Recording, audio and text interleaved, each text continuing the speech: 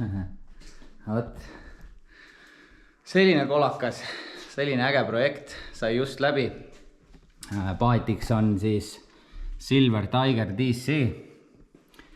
Jään vastuse võlgu, kui suur see paat täpselt on, aga üle 6 meetri kindlasti. Igavene suur paat ja päris keeruline projekt oli see. Alguses vähemalt tundus. Aga ma näitan, mis siin kõige keerulisem võib-olla oli ja näitan üldse, mis siin tehtud sai.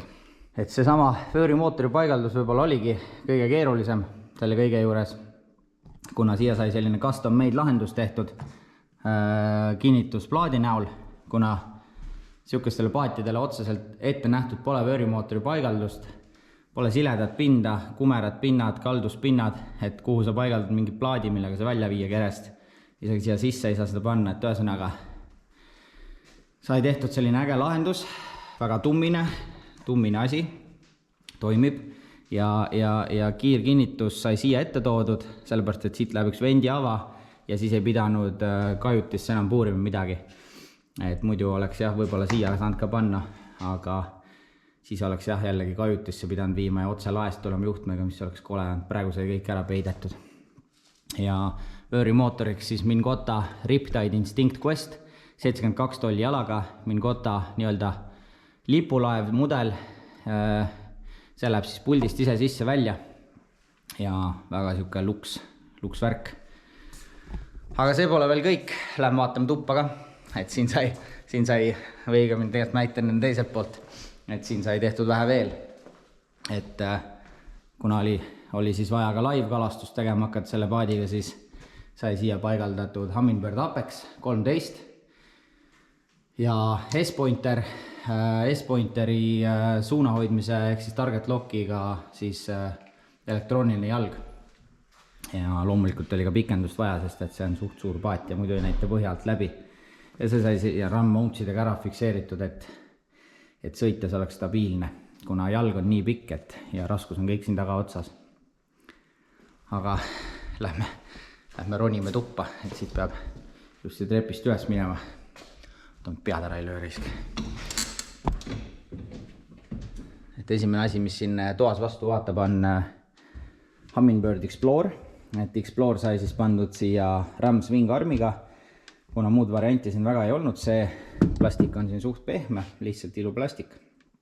Ja see sinna seina külge pandud. Ja sellega on siis ühendatud ka paadiandur ja vöörimootor, et siit saab ka siis korraliku side-scanni vaadata ja kaarti, kuigi see originaalplotter näitab ka kaarti ilusti. Aga mis veel jah, siis nagu nimetatud sai, Apex 13 on siis laivipüügiks, et selle saab ka RAM armiga saab sisse nii-öelda foldida selle katte peale ja siia pehme peale, ei pea midagi küljest võtma, näiteks kui tahta seda tenti peale tõmmata. Siis on siin S-Pointeri originaal, või see tähendab originaal ja juhtblokk ja siis pedaal käib ka siia külge, et siis saab seda S-Pointeri anduri jalga saab siis kas pedaalist, puldist või siis tegelikult ulatab käsitsi ka. Nii, mis siin siis veel? Nagu näete, siis siin on korralik loading station, kõik laadijad vilguvad, et siin on siis 300 ampertunnist 12 voldist liitiumit tehtud 36-eks. Igal ühel peab olema oma laadija.